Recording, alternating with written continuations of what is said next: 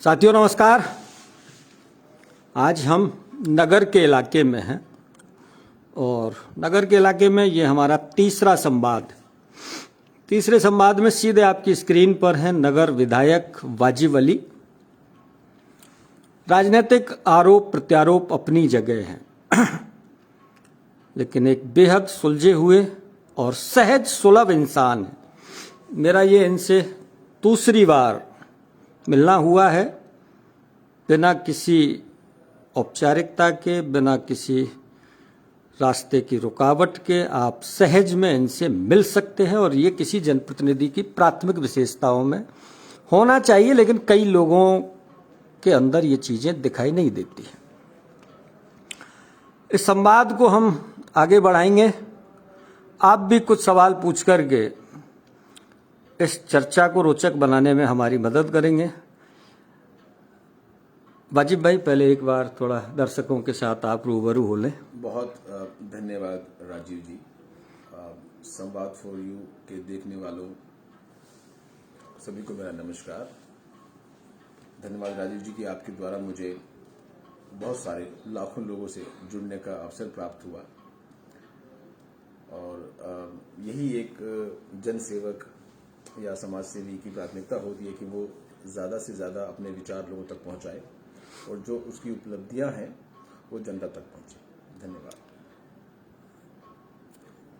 राज्य की सबसे बड़ी पंचायत, राज्य विधानसभा में आपने ऐसा आखिर क्या मांग लिया अपने वंचित समाज के लिए कि आपके ही विधानसभा क्षेत्र में महापंचायतें होने लगी? वो जो महापंचायत थी वो राजनीति से प्रेरित एक महापंचायत। जो मांग थी वो जायज मांग थी। थोड़ा आवाज, लोग कह रहे हैं कि आप सुन नहीं पा रहे हैं। हाँ। अच्छा। जो मांग थी वो जायज मांग थी और कहीं भी कुछ में उस मांग में ऐसा कुछ नहीं था कि किसी और वर्ग का हक को छीना जाए या डिस्टर्ब किया जाए। उसका उद्देश्य सिर्फ जरूरतमंद लोगों की आवाज उठाना था और कभी किसी बात पे कोई असहमति हो सकती है, उसमें कोई दो राय नहीं है, लेकिन जिस तरीके से उसका राजनीतिकरण करने की कोशिश की गई और मुझे तो ये लगता है कि जनता ने भी उसको नकार दिया। महापंचायत आपने देखी, मुझे नहीं लगता कि वो कोई महापंचायत का रूप था, क्योंकि जनता ने सच को स्वीकारा। ऐसा कोई विषय नहीं था जिसको ऐसा तूल दिया जाए। मैं इससे ज्यादा कुछ नहीं कहना चाहता फिलहाल इस बारे में। वो मांग आप थोड़ा सा क्लियर करें कि आप बिल्कुल चाहते क्या है। मांग क्लियर कर दूं। हाँ। इससे पहले भी पिछले जब से मैं विधानसभा में पहुंचा हूं, मेरा दायित्व है, मेरी जिम्मेदारी है, क्षेत्र के लोगों ने जिन्होंने मुझे जिता के भेजा है कि मैं उनकी सभी प्रकार की समस्याओं को सरकार के सामने रखूं। उसी प्रकार की एक समस्या ये है कि मेव समाज और उसके साथ साथ जो और छोटे छोटे बहुत सारे समाज हैं, मैं नाम लूं तो मियां, कुरैशी, सक्का, फकीर, गद्दी, तेली, मिरासी, तो ऐसे और कई छोटे छोटे समाज हैं जो आज मुख्य धारा से बिल्कुल पिछड़े हुए हैं। अगर आप इनका शिक्षा का स्तर देखें और आप इनका आर्थिक स्तर देखें, इनकी नौकरी का स्तर देखें, तो वो वाकई बहुत कम है और निश्चित तौर पे आरक्षण का लाभ दिए जाने के लिए वो पात्र हैं। तो मेरी वही मांग थी कि सरकार इनका सर्वे कराए। अगर कोई पात्रता नजर आती है नियमों के हिसाब से तो इन्हें भी इनका लाभ मिले। रिसेंटली अभी जैसे गुर्जर भाइयों को भी बहुत लंबे संघर्ष के बाद गहलोत सरकार ने वो सारी बाधाएं दूर की और उन्हें लाभ दिया। तो मेरी मांग ये थी कि उसी कैटेगरी को, भी नई कैटेगरी अभी बनी है, उसी कैटेगरी को कोटा डबल कर दिया जाए और कुछ जातियों को और जोड़ दिया जाए। मैंने अपनी समझ से एक बात रखी है, निश्चित तौर पे जरूरी नहीं कि ऐसा ही हो, क्योंकि उद्देश्य किसी लिस्ट में जुड़ना नहीं है। उद्देश्य यह है कि जरूरतमंदों को उनका हक मिले, है ना, चाहे वो उस लिस्ट में जुड़ के मिले, अलग से मिले, सरकार बढ़ा के दे, कैसे भी दे। तो उद्देश्य तो सिर्फ ये था और उसपे लोगों की अच्छी बुरी सबकी प्रतिक्रियाएं भी आई। पहली जो प्रतिक्रिया श्री विजय बैसला साहब की आई और मुझे बहुत अच्छी लगी, उन्होंने रिट्वीट भी किया मेरा भाषण। तो उन्होंने कहा कि ये मांग जायज होनी चाहिए, स्वागत करते हैं, लेकिन इसको इस कैटेगरी में ना मान के इसको अलग से मांगा जाए। बहुत अच्छी बात है, मैं बिल्कुल उनसे सहमत हूं इस बात से।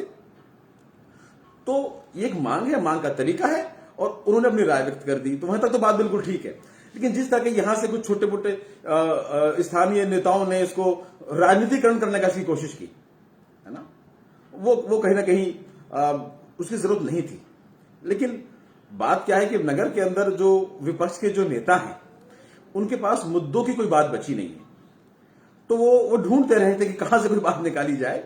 और महापंचायत में जितने लोगों की उपस्थिति, उन्होंने साफ जवाब दे दिया कि उनका कितना प्रभाव रहा। मेरी जो बात समझ में आई है, आपने दो बातें कही कि जो वर्तमान कोटा है एमबीसी का, उससे बढ़ा दिया जाए, डबल कर दिया जाए, 5 से 10% 5 से 10 कर दिया जाए जी। और उसमें कुछ ही 2-4 जो जातियां हैं इन्हें भी जोड़ दिया जाए, अगर ये पात्र हैं तो सर्वे करा के। ये मेरी पात्र हैं तो बिल्कुल, बिल्कुल मतलब सर्वे के आधार पर अगर वो आते हैं, बिल्कुल। तो इसमें असहमति जैसी बात तो शायद नजर यूं नहीं आती कि आप उसी कोटे में नहीं कर रहे, आप कोटा भी तो बढ़ा रहे हैं, उनकी मांग कर रहे हैं, आप कोटे को भी डबल करने की मांग कर रहे हैं। तो फिर ये केवल राजनीतिक, हाँ, क्योंकि ज्यादातर जो लोग थे वो भारतीय जनता पार्टी से जुड़े कुछ लोग थे, तो उन्होंने सोचा कि इसको मुद्दा बनाया जाए या लोगों में ऐसे रोष पैदा किया जाए। पर मैंने एक गुर्जर नेता है हिम्मत सिंह जी, मैंने उनका बयान पढ़ा, मुझे बड़ा अच्छा लगा। उन्होंने कहा कि अभी ये कोई विषय ही नहीं है, एक मांग है, मांग रखना सबका अधिकार है। अगर सरकार इस पे कोई आगे निर्णय लेती है और कहीं वो किसी हित को पे प्रभाव डालता है तो हम बात की जाएगी। हाँ, हमारे हित कहीं प्रभावित होते हैं तो बात की जाएगी, और बात ये वो बहुत अच्छी बात है। तो निश्चित तौर पर ये बात वहीं खत्म हो जानी चाहिए थी, लेकिन कुछ लोगों ने इसको अलग से भुनाने की कोशिश करी। लेकिन मुझे गर्व है कि लोग बहुत समझदार हैं, वो सब बातों को समझते हैं, और उन्होंने इस बात को कोई ज्यादा तूल देने की कोशिश नहीं करी। शायद ज्यादा चल नहीं पाया मुद्दा, वो लोग समझ गए कि ये कोई मुद्दा ही नहीं है फिलहाल। हाँ। अगर कहीं हित प्रभावित होते नजर आते हैं, कुछ होता है, अगर कहीं ना कहीं बहुत बुद्धिजीवी लोग बैठे हैं, तो निश्चित तौर पे बात होनी चाहिए। और कोई ऐसी कोई वक्त आएगा तो मिल बैठ के सरकार सॉल्यूशन करेगी, लेकिन वो वक्त तो आने दीजिए। अब वो एक लंबा प्रोसेस होता है, सर्वे का भी एक लंबा प्रोसेस होता है, कई जातियों की। आज के लिए कोई मुद्दा ही नहीं है ये सिर्फ एक मांग है। सरकार को विचार करना है कि इस मांग को सरकार कितना सीरियस लेती है, हाँ, उसके बाद वो क्या ऑप्शन लेती है। वो अलग से बना के कोई कोटा देना चाहती है या इसको बढ़ा के देना चाहती है, तो उस वक्त ये चर्चा का विषय होगा कि साहब किससे फायदा है, किससे नुकसान है, किसको फायदा किसको नुकसान है। तो लेकिन किसी मांग का सीधे सीधे विरोध करना ये तो ठीक भी नहीं, ये तो बिल्कुल ठीक नहीं। और इसमें लोकतंत्र में मांगने का तो सबको अधिकार है। और फिर मांगने भी हमने डबल करने के लिए कहा कि 5 से 10% बढ़ा के अगर आप इसमें हमें जोड़ दे तो ये एक इन जातियों को कोई लाभ मिल सकता है। अब ये विचार इस पे देखिए सरकार कब करती है। हमारा उद्देश्य, हमारा दायित्व है कि सभी प्रकार की मांगों को सरकार तक पहुंचाया जाए। पाजिब जी, 2 विधानसभा क्षेत्रों की खूब चर्चा है जिले में, उनमें एक नगर और एक नदबई। इस तीसरे बजट में क्या क्या आप कुछ नया लेकर के आए हैं? पहले तो मैं धन्यवाद देना चाहता हूं मुख्यमंत्री अशोक गहलोत साहब का। जिस तरह की विपरीत परिस्थितियां पूरे प्रदेश में और पूरे देश में हैं, आर्थिक तौर पे भी बहुत सारे संकट हैं। कोरोना के बाद रेवेन्यूज गवर्नमेंट के बहुत अच्छे नहीं रहे और बड़ी परेशानियां हुई, और केंद्र सरकार से जो राज्यों को एक मदद मिलती है, जो राज्यों का हक है, वो भी वक्त पे नहीं मिल पा रहा। तो बहुत मुश्किल वक्त था कि किस तरीके से प्रदेश की जनता को उनकी जरूरतों को पूरा करा जाए। फिर भी माननीय अशोक गहलोत साहब ने बहुत अच्छा बजट पेश किया। कोई एक्स्ट्रा बर्डन आम जनता पे नहीं डाला, कुछ टैक्स कम किए उल्टे। फ्यूल, डीजल, पेट्रोल पर भी टैक्स कम किए सरकार जितना कर सकती थी उस हिसाब से, और जनता की जरूरतों की चीजों को उन तक देने के लिए नदबई में भी और नगर में भी बहुत घोषणाएं की। मैं नगर की बात करूं तो नगर के अंदर एडीजे कोर्ट, जो एक स्थानीय लोगों की बहुत जरूरत थी, बहुत दिनों से जरूरत थी कि लोगों को बहुत दूर तक जाना पड़ता था। अगर मैं बात करूं डी की तो लगभग 55-60 किलोमीटर तक की लोगों को दूरी तय करनी पड़ती थी विधानसभा के उस छोर से। और जिस तरह के रास्तों की कनेक्टिविटी होती है, गवर्नमेंट व्हीकल्स अवेलेबल होते हैं, तो बेचारे बहुत से लोग वक्त पे पहुंच नहीं पाते और अपनी बात भी नहीं रख पाते हैं। तो एडीजे कोर्ट नगर के अंदर स्वीकृत किया, जो बहुत पुरानी डिमांड थी। उसके अलावा हमारे विधानसभा में जनसंख्या बहुत बड़ी है और एक ही एसडीओ कार्यालय सब डिवीजन ऑफिस है, उससे भी बहुत सारे प्रकरण जो होते हैं वो लंबित होते रहते हैं, फाइलों के अंबार लग जाते हैं, अधिकारियों पे पेंडेंसी बहुत बढ़ जाती है। तो विधानसभा में एक और सब डिवीजन बनाया सीकरी को, उससे पूरे विधानसभा को क्षेत्र को फायदा मिलेगा क्योंकि लोड डिवाइड होंगे, अधिकारी अच्छे से लोगों की समस्याएं सुन पाएंगे, अच्छे से वक्त पे निवारण हो पाएगा। बिजली की एक बहुत बड़ी समस्या रहती है। एक ही आईएन ऑफिस हमारे नगर विधानसभा में था और एक ही स्टोर, जहां आईएन ऑफिस होता है वहां स्टोर होता है और वहीं फॉल्ट रेजोल्यूशन टीम होती है, जो कि फॉल्ट होता है उसको निपटाने के लिए। तो एक ही था, तो अब पूरे विधानसभा के लिए लोड बहुत बढ़ जाता है। जो ट्रांसफार्मर रिप्लेसमेंट में आते हैं उनकी पेंडेंसी बहुत बढ़ जाती है। तो एक और आईएन ऑफिस हमारी विधानसभा में सीकरी में खोलने के लिए मुख्यमंत्री जी ने घोषणा की है। उससे लोगों को बहुत लंबी दूरियां नहीं तय करनी पड़ेंगी। खासतौर पर किसान लोग जब उनके कृषि कनेक्शन के ट्रांसफार्मर जल जाते हैं तो उन्हें चक्कर लगाने पड़ते हैं, व्हीकल्स भी लेके जाने पड़ते हैं। व्यवस्थाएं कुछ इस तरह की हैं। कनेक्शंस के लिए बिल जब गलत आते हैं उनकी दुरुस्ती के लिए, तो बहुत सारी चीजें होती हैं। तो वो मुख्यमंत्री जी ने ये घोषणा की कि यहाँ एक और वो खुल जाएगा।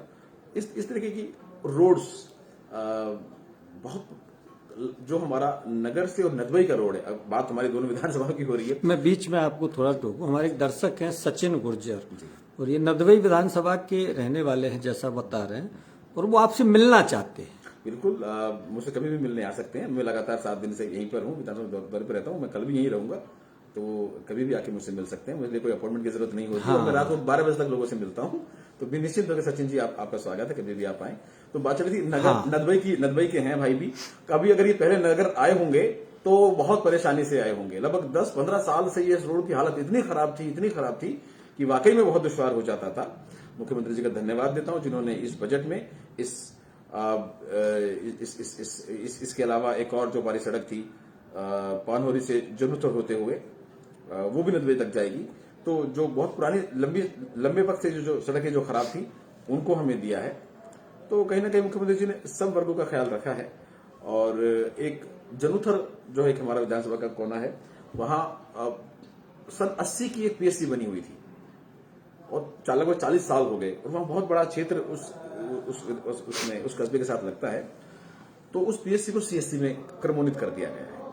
तो अब उन्होंने कोशिश की कि हर वर्ग के लिए ध्यान रखा जाए। एक माइनॉरिटी हॉस्टल हमारे नगर के लिए दिया है, और खेल मैदानों की घोषणा तो पूरी सभी जगह हुई है, प्रदेश भर में हर ब्लॉक में खेल मैदान भी बनेंगे। तो पूरा ख्याल रखा नगर का। जो हमारी प्राथमिकता के साथ समस्याएं थी उनको उन्होंने देखा और उन्हें किया है। निश्चित तौर पे सरकार का पूरा ध्यान है कि किस तरीके से क्षेत्र की जनता का विकास हो, और आने वाले वक्त में हमें उम्मीद है कि जनता को उसके डायरेक्ट लाभ मिलेंगे। अब कल से ही जो मुख्यमंत्री चिरंजीवी जो बीमा योजना जो चालू हुई है, ये पूरे देश के अंदर एक तरह की एक पहल, जहां सरकार 5 लाख रुपए तक का बीमा अपने प्रदेशवासियों को कर रही है। तो इस बजट में और इससे पहले वाले बजट के अंदर भी मुख्यमंत्री जी ने पूरा ख्याल रखा कि किस तरीके से जनता को राहत मिले। एक बहुत बड़ी सौगात और हमारी विधानसभा को मिली, एक जो एक्सप्रेस वे बन रहा है गुड़गांव दिल्ली से वडोदरा मुंबई एक्सप्रेस वे, जो है बहुत बड़ा प्रोजेक्ट है। और वो एक्सप्रेस वे हमारी विधानसभा की 2 पंचायतों से होकर गुजर रहा है। हमने मांग करी, 2 साल से लगातार हम मांग करते आ रहे थे। विधानसभा में भी क्वेश्चन लगाया हमने, गडकरी जी को भी पत्र लिखा, सीएम साहब से भी मांग करी कि यहां अगर एक एक्सेस हमारी विधानसभा को मिल जाए, एक कट हमारी विधानसभा को मिल जाए, तो हमारी विधानसभा का जो कनेक्शन है वो डायरेक्ट दिल्ली और मुंबई जैसे शहरों से डायरेक्ट हो जाएगा। तो मैं मुख्यमंत्री जी का स्पेशल धन्यवाद देना चाहता हूं कि जिन्होंने सरकार की तरफ से, राज्य सरकार की तरफ से एक्स्ट्रा राशि लगभग 14 करोड़ रुपए स्वीकृत कर यहां पे कट दिलवाया है। उससे पूरी विधानसभा के लोगों को आसानी होगी, यहां रोजगार के नए अवसर पैदा होंगे। और इसी बजट घोषणा के अंदर मुख्यमंत्री जी ने नगर में औद्योगिक क्षेत्र डेवलप करने के लिए जो घोषणा की है, उसके लिए भी मैं लगातार पिछले 2 सालों से प्रयासरत हूं।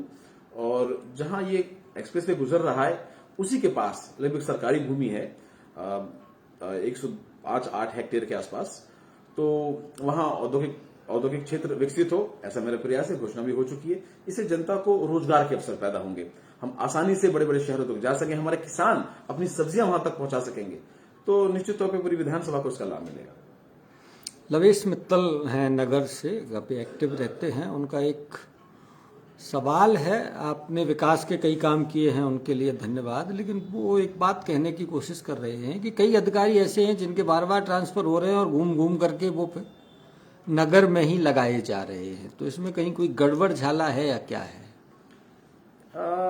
अभी जो कुछ रिसेंटली जो ट्रांसफर हुए वो तो ऐसा तो मुझे कोई अभी जानकारी में नहीं है कि कोई अभी जो ट्रांसफर हुआ हो, ये मेरे कार में मैंने उसको हटाया हो, दोबारा उसको मैं वापस लगा के लाया हूँ। लेकिन अगर इस तरह की है तो मुझे जानकारी दें, और निश्चित तौर पे हमारा पूरा ध्यान रहता है कि अधिकारी जो हैं वो अपना कर्तव्य पूरा करें। जिस काम के लिए सरकार ने उन्हें जो दायित्व दिया है वो पूरा करें, जनता की बात सुने, और अगर कहीं ना कहीं कोई कमी कोताही होती है तो उन पर एक्शन भी लिया जाता है। एक सवाल है सुशील प्रधान जी का कि नगर जो कस्बा है उसमें गंदे पानी के निकास की और कचरे का ठोस कचरा प्रबंधन, ये एक जटिल और विकट समस्या है। इस पर आप कब तक गंभीर हो रहे हैं? निश्चित तौर पे ये बहुत बड़ी समस्या है और डे वन से है, बहुत पहले से चली आ रही है। हाँ, कोई नई नहीं होगी। हाँ, और कस्बे में कई जगह जल भराव हुआ पड़ा है। और मैं समझ सकता हूँ जिन घरों के पास वो है, हाँ, उनके लिए तो जीना, वो तो किस दर्द से गुजर रहे होंगे। मच्छर है, गंदगी है, बदबू है, बहुत सारी चीजें हैं जिनका उन्हें तो डायरेक्ट सामना करना पड़ रहा है, प्लस पूरे कस्बे को भी सामना करना पड़ रहा है। लगभग 2 साल से ही मैं प्रयासरत हूं कि नगर के अंदर सीवरेज लाइन का प्रोजेक्ट सैंक्शन हो, लेकिन सीवरेज लाइन का प्रोजेक्ट जो है काफी बड़ा प्रोजेक्ट होता है, तो अभी तक मुझे उसमें कामयाबी नहीं मिल पाई। उसके अलावा नगर में बहुत पहले एनसीआर जो कमीशन वो है उनको भी प्रपोजल भेजा जा चुका था, बहुत पहले ही। मैंने उसके लिए खुद फॉलोअप किया। मैंने खुद उन्हें पत्र भी लिखा कि भाई किस तरीके से ये प्रोजेक्ट यहाँ सैंक्शन हो जाए तो हमारी पानी की निकासी की समस्या हो। और इसमें 2 समस्या और भी हैं साथ साथ इसके, कि वो पानी की निकासी जाएगी कहाँ। हाँ, वो एक आखिरी पॉइंट कहाँ होगा, तो जो गंदा पानी है वो कहाँ जाएगा, और सेम टाइम पे जो कचरा है जो हम कलेक्ट करते हैं कस्बे से, वो कहाँ प्रोसेस हो। ये दोनों बहुत नगर की सबसे बड़ी समस्या फिलहाल जो है, जो मुझे नजर आती हैं, और भी बहुत सारी हैं, तो ये 2 बहुत बड़ी समस्याएं हैं। अब एक और इसके पीछे जो बैकग्राउंड ये है कि नगर के अंदर इस तरह की कोई सरकारी भूमि उपलब्ध नहीं है नगर पालिका क्षेत्र के अंदर, ताकि जहां पे इस पानी को भी ले जाया जाए या फिर वो कचरे को प्रोसेस करने के लिए वो बनाया जाए। इसके लिए बात हुई कि आसपास की पंचायतों में या कोई और जगह मिल जाए, तो बगल में एक पंचायत है, रसिया पंचायत, तो वहां जगह आइडेंटिफाई हुई, लेकिन वहां भी क्योंकि ग्रामीण भी नहीं चाहते कि वो कचरे का प्रोसेस वो वहां चले, तो वहां से लोकल जो जनप्रतिनिधि हैं या जो ग्रामवासी हैं, वहां से उनकी सहमति ना मिलने के कारण वो भी काम अटका हुआ है। एक और चीज ये है कि जब नगर पालिका को जमीन एक्वायर करना चाहती है तो कुछ में कई कानूनी अड़चने आ जाती हैं, क्योंकि आप एक्वायर कर सकते हो गवर्नमेंट के रेट पे, डीएलसी रेट पे, कुछ ज्यादा जमीनों के रेट बढ़ गए। जमीनों के रेट आजकल जो शहरों के पास होते हैं खास तौर पे, वो आसमान छूते हैं। तो इसमें बड़ी सारी समस्याएं हैं, लेकिन इसको करने के लिए प्रयास भी किए जा रहे हैं। नगर पालिका के चुनाव के वक्त भी एक बहुत अहम मुद्दा था, और मंत्री जी ने और हमने भी नगर की जनता से ये वादा भी किया था कि बिल्कुल इसमें पूर्ण प्रयास होगा, और मुझे पूरा यकीन है जरूर होगा कि पानी निकासी की ये वाटर ट्रीटमेंट प्लांट या सीवरेज ट्रीटमेंट प्लांट ऐसा कुछ जल्दी से जल्द हो। उसके लिए मैंने विधानसभा में इस बार भी विशेष उल्लेख प्रस्ताव भी लगाए, कोशिश भी लगाए, सिंह साहब से भी मैंने निवेदन किया, और अभी तक कामयाबी नहीं मिल पाई, लेकिन मैं पूरा प्रयास करता हूँ, और मुझे विश्वास है मेरे प्रयासों पे कि जल्द से जल्द इस समस्या का समाधान होगा। ये जो अभी आपने एक शब्द इस्तेमाल किया, मैंने और मंत्री जी ने, ये अपने दूसरे के लिए किया है, मतलब सुभाष जी रहे होंगे सक्रिय उस समय। जी, मैंने कहा चुनाव के वक्त में जैसे बात है, वो हमारे भरतपुर जिले से ताल्लुक रखते हैं, सम्मानीय मंत्री हैं, तो उस वक्त वो भी नगर आए थे, क्योंकि नगर पालिका का चुनाव था, तो नगर के कस्बे के जो मेन मुद्दे वही बड़े मुद्दे थे, और हमने उनका भी सहयोग लिया, और उन्होंने भी हमें विश्वास दिलाया कि वो भी इस मांग को बहुत मजबूत तरीके से सीएम साहब तक या जो डिसीजन मेकिंग बॉडीज होती है वहां तक पहुंचाएंगे, और उसका निवारण करेंगे। तो मैं उनकी भी मदद लूंगा, और अपने भी पूरे प्रयास करता रहूंगा कि इस समस्या का समाधान हो।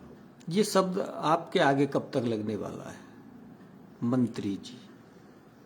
देखिए, बिना इस शब्द के ही ऊपर वाले ने जो है इतने काम करा दिए, क्योंकि मंत्री लगेगा तो वो मेरे नाम के पीछे लगेगा। जनता को फर्क नहीं पड़ता है कि मंत्री लगे या नहीं लगे, जनता नहीं को फर्क तो पड़ता है। जनता को नहीं पड़ता साहब, नहीं लवाजमा जब चलता है तो फर्क तो दिखता है। जनता को फर्क पड़ेगा साहब, जो उन्हें सुविधा मिलेगी। आज चिकित्सा की सुविधा नगर में बेहतर हुई है। हमारा नगर में जो अस्पताल था वो 30 बेड का था, मुख्यमंत्री जी ने इन्हें इसको अपग्रेड करके 50 बेड का कर दिया। नगर में एक स्थिति ऐसी थी इस इलाके में कि एक एक दो डॉक्टर रहा करते थे। आज आप नगर में जाके देखिए, जो डॉक्टर्स के जो अवेलेबल रूम्स हैं वो फुल हैं। तो जनता को उपचार मिल रहा है। उन्होंने कोशिश की, ब्लड बैंक की सुविधा वहां चालू हुई है, छोटा सा टर्मो सेंटर की सिस्टम भी वहां पे आप दौड़ में हैं या नहीं? इमरजेंसी सर्विसेज चालू कर दी, तो क्षेत्र की जनता के जीवन में बदलाव आए, उन्हें महसूस हो कि सरकार ने जो योजनाएं चला रही वो हमें मिल रही है, वो मेरे लिए महत्वपूर्ण है।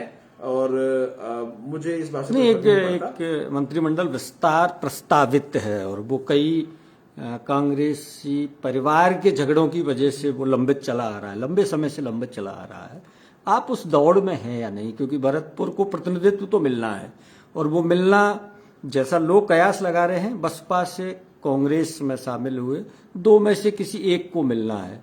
आप उस दौड़ में हैं या नहीं? मैं उस दौड़ में नहीं, मैं अपना स्वैच्छिक ही नहीं है। मैं बिल्कुल स्वैच्छिक ही नहीं। अच्छा, ये अपने आप में एक बड़ी बात। मैं बिल्कुल दौड़ में नहीं हूँ। मेरी सिर्फ महत्वाकांक्षा ये है कि जिस उम्मीद से जनता ने मुझे चुना है, मैं वो जनता के लिए कर पाऊं। नहीं मैं देखिए मेरा राजनीति में आने का मकसद और तात्पर्य सिर्फ यही था, कोई ऐशो आराम करना नहीं था या कोई बत्ती लगा के घूमना नहीं था। वो ये था कि एक बहुत अच्छी जिंदगी को छोड़ के मैं आया हूं यहाँ पे। तो जो मेरा सेक्रीफाइस है वो जब पे ऑफ होगा, जब किसी और जनता की जीवन में अच्छा असर उन्हें मिले। नहीं ये आपने एक बहुत बड़ी बात कही। देखो आपके ही पार्टी के एक नेता हैं पुष्पेंद्र भारद्वाज, जो सांगानेर से विधानसभा का चुनाव लड़े थे। उनसे इसी तरह जब मैं रूबरू हुआ तो उन्होंने बहुत साफ शब्दों में कहा कि मेरा उद्देश्य विधायक बनना है, ये कोई जो दाएं बाएं के पदों से मैं किसी दौड़ में नहीं हूं, ना कोई आयोग में, ना उसमें। तो ठीक ऐसे ही आपने कहा कि मैं दौड़ में नहीं हूं, लेकिन फिर भी अगर, और मैं विश्वास के साथ कह सकता हूं, बहुत से लोग लॉबिंग करते हैं चीजों के लिए। हाँ। जिंदगी में मैं आज तक ना किसी नेता से मिला, ना किसी ने सिफारिश करी कि साहब मुझे कुछ बनाया जाए या फिर मैं कुछ बनूं। मैंने आज तक, मैं बिल्कुल आपके चैनल के सामने बड़े विश्वास से और जिम्मेदारी के साथ बयान देता हूं, ना मैंने किसी से सिफारिश की, ना मैंने किसी से कोशिश की। और जो भी दायित्व मुझे पार्टी ने दिया, मैं उसके लिए उनका धन्यवाद देता हूं कि उन्होंने हम जो बसपा से, जो कांग्रेस से मर्ज हुए, हमें अपनाया और हमारी जो काम करने की जो हमारी जरूरत थी उनको प्राथमिकता दी। तो जनता ने हमें मंत्री बनाने के लिए नहीं चुना था, जनता ने हमें अपनी समस्या दूर करने के लिए चुना था। और मुझे संतुष्टि है कि कहीं हद तक अभी तक का जो कार्यकाल रहा है, मैं अपना वो कर्तव्य पूरी तरह निभाता आया हूं और जो काम नहीं हो पाया उसके लिए मैं प्रयास है। संयोग से अगर मिल जाता है तो बहुत अच्छी बात है, इसमें क्या देखिए आगे कौन नहीं बढ़ना चाहता। अगर आज जो मैं काम कर पा रहा हूं, अगर मुझे कोई और बड़ी जिम्मेदारी मिलती तो हो सकता मुझे लगता है कि मैं ज्यादा अच्छे से वो काम कर पाऊंगा। और राजनीति नहीं, समाज सेवी भी बहुत सारे जो पूरे इलाके में काम करते हैं वो भी अच्छा काम कर रहे हैं, लेकिन शायद जो मैं कर पा रहा हूं शायद वो नहीं कर पाते क्योंकि वो मेरी जगह नहीं थे। तो जो मुझे जिम्मेदारी मिली तो मैंने कुछ और बदलाव किया, और अगर और जो जिम्मेदारी मिलती है तो मुझे निश्चित तौर पर मुझे ये विश्वास है कि वो और अच्छे काम हो पाएंगे। इलाके में गौ हत्या, गौ तस्करी, इसको लेकर के काफी लोग कमेंट्स कर रहे हैं। जल्दी जल्दी उनके कमेंट्स निकल गए। बढ़ा है, लोगों का कहना है कुछ ग्राफ बढ़ा है। मैं बता दूं इनको, जो लोगों को, कि ये एक समस्या इस सिस्टम में एग्जिस्ट करती है, ये आज की नहीं है। और इसके जो कारण है वो व्यवसायिक कारण है, और इसमें सभी जाति धर्म के लोग इन्वॉल्व हैं। मैं कहता हूं प्रशासन भी कहीं ना कहीं इन्वॉल्व होता है। और मैं विश्वास दिलाता हूं कि जितने एक्शन नगर विधानसभा में हुए हैं, आसपास के किसी इलाके में नहीं हुए। यही क्यों पकड़ी जाती है? आप ये बात तो सोचिए, जो गाड़ी से चल के आती है कहीं से, जो गौ तस्कर लोग होते हैं, वो नगर में क्यों पकड़े जाते हैं? वो करीब 200 किलोमीटर का सफर तय करके आ चुके होते हैं। इस बीच में कितनी विधानसभाएं निकली, कितनी चौकियां निकली। तो कहीं ना कहीं ये इस बात का को भी दर्शाता है कि यहाँ की पुलिस, यहाँ का प्रशासन पूरी कोशिश करता है। यहाँ के समाज सेवी भी, मैं उनको भी धन्यवाद देना चाहता हूं, जो रात को जो गौरक्षक दल के जो लोग हैं, मैं उनको भी धन्यवाद देना चाहता हूं कि वो इस क्राइम को रोकने में सरकार की, प्रशासन की मदद करते हैं। लेकिन अगर आप ग्राफ उठा के देखें तो जितनी कार्रवाई हमने या हमारे विधानसभा में हुई है, इतनी कार्रवाई पहले नहीं होती थी। पहले थाने और चौकियों से मंथली वसूली करके उनको निपटा दिया जाता था। अब यहां इस तरह की कोई परंपरा नहीं है। अगर कोई चीज इस तरह की है तो उस पर कार्रवाई होती है और उनके खिलाफ एक्शन होते हैं, ऐसा नहीं है। तो इसको सिर्फ इस बात से जोड़ना कि प्रशासन की कमजोरी है या कि हमारी कमजोरी है, ऐसा बिल्कुल नहीं है। हम तो खुद बहुत इस चीज के खिलाफ हैं, क्योंकि इस चीज ने विपक्ष को या कुछ ऐसे ग्रुप्स को जो नफरत फैलाने का काम करते हैं, उल्टा मौका मिलता है उन चीजों को। मैं समाज की राजनीति नहीं करता, मुझे एक समाज ने नहीं बनाया। मेरे समाज की वोट तो 20% है। यहां पे मैं एक समाज से एमएलए कोई नेता नहीं बन सकता। तो अगर मैं टेक्निकली सोचूं, अगर मैं स्वार्थ के हिसाब से भी सोचूं, तो भी ये चीज पॉसिबल नहीं है। तो there is no reason, there is no benefit, there is no incentive कि मेरे सोच से या मेरे प्रभाव से इसको बढ़ावा मिलेगा। मुझे तो बहुत दुख होता है कि जब कुछ लोग इस तरह के काम करते हैं और उससे पूरे समाज को नीचे झेलना पड़ता है। तो मैं इसके अपने तौर पे, व्यक्तिगत तौर पे, धार्मिक तौर पे बहुत खिलाफ हूं। और हमारे तो जो धार्मिक लोग हैं उन्होंने हराम कहा गया, हराम करार दिया इस चीज को। लेकिन जो लोग व्यावसायिक तौर पे, हाँ, ये प्रोफेशनल, जैसे चोरी होती है, जैसे डाका होता है, जैसे लूट होती है, तो उसी तरीके से लोगों ने कुछ इसको भी बिजनेस बना लिया है। और नगर प्रशासन पूरी तरह से मुस्तैद है, पूरी कोशिश करता है, और जहां जहां भी जैसा भी हो सके, रात को दिन को, और कार्रवाइयां हमारे यहां सबसे ज्यादा होती हैं। एक सवाल है, नगर में गौशाला के निमित्त जो जमीन मिली है किसी दानदाता के द्वारा, वह कब तक पूर्ण हो जाएगी? थोड़ा उसमें। नगर में गौशाला होनी चाहिए।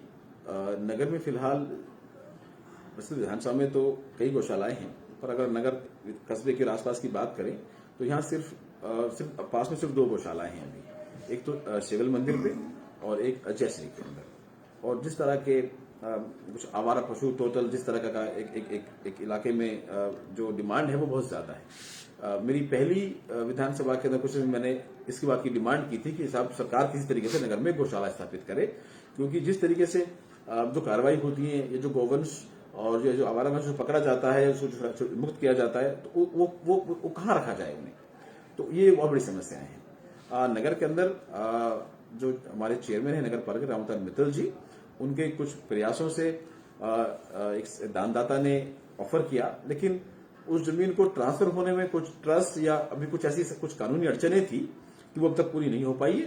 पर हमारी पूरी कोशिश है, नगर पालिका चेयरमैन रामवतार मित्तल जी भी कोशिश कर रहे हैं कि जल्द से जल्द वो जगह मिल जाए और वहां पे गौशाला स्थापित हो और उसको अच्छे से संचालित किया जाए, ताकि जो गौ सेवा का जो धर्म है वो हम सब मिलकर पूरा करें। घनश्याम मित्तल जी का एक सवाल है, नगर में चौराहे पर कोई मदरसा है और वहाँ पर खुलेआम चिकन बिरयानी बेची जाती है, जिसकी हड्डियाँ रोड पर फेंकी जाती हैं। पास में ही गर्ल्स कॉलेज है और वहाँ से गुजरने वाले लोगों को, बहन बेटियों को दिक्कत का सामना करना पड़ता है। क्या उन ढकेल वालों को किसी स्थायी जगह पर स्थापित किया जा सकता है? और निश्चित तौर पे ये बिल्कुल जायज सवाल इनका है। मैं नगर पालिका से ये इस बारे में कहूंगा कि अगर इस तरह की समस्या है तो उसको दूर करें, और जहां पे स्पेशली गर्ल्स स्कूल है तो वहां पे ये बिल्कुल अनुचित है, इस तरह नहीं होना चाहिए। इसका प्रबंधन हो, और अगर कोई इस तरह का वेस्ट है तो उसका भी सही से हो, तो ये इनका बिल्कुल जायज इनकी बात है। इसको गंभीरता से लेकर इसका निवारण किया जाएगा। हाँ, एक बीच में एक प्रकरण आया था जिसमें आपको FIR दर्ज करानी पड़ी, एक गाड़ी पर विधायक लिखा हुआ, वो क्या है? मतलब वो कोई कामा की कोई गाड़ी थी जिसमें मांस बरामद हुआ एक गांव के अंदर, और उस गाड़ी पे बहुजन समाज पार्टी के, जब मैं चुनाव लड़ रहा था, 2.5 साल तो कार्यकाल तो हो गए, तो उससे पुरानी ही बात होगी, उस वक्त के जो स्टिकर जो चुनाव सामग्री थी, उस तरह की सामग्री उस पर चिपकी हुई थी। और तो मुझे भी पता चला और सब जगह न्यूज पे भी बात चली। मैंने भी उसके खिलाफ जो है अपनी रिक्वेस्ट दी कि साहब ये बिल्कुल गलत है। लोगों ने उसको मेरी बता के उल्टा सीधा करने की, जो है कि एक भ्रम पैदा करने की कोशिश की, लेकिन सच्चाई छुपने वाली नहीं होती है। और तो मैंने साहब कहा कि इन चीजों से मेरा कोई लेना देना नहीं है, और उन पर कार्रवाई हो। तो उनका मालिक का भी पता चल चुका था, वो भी फरार है, और उन पर कार्रवाई होगी जो भी लोग इसमें लिप्त हैं। अगर इस तरह की कोई घटना है तो।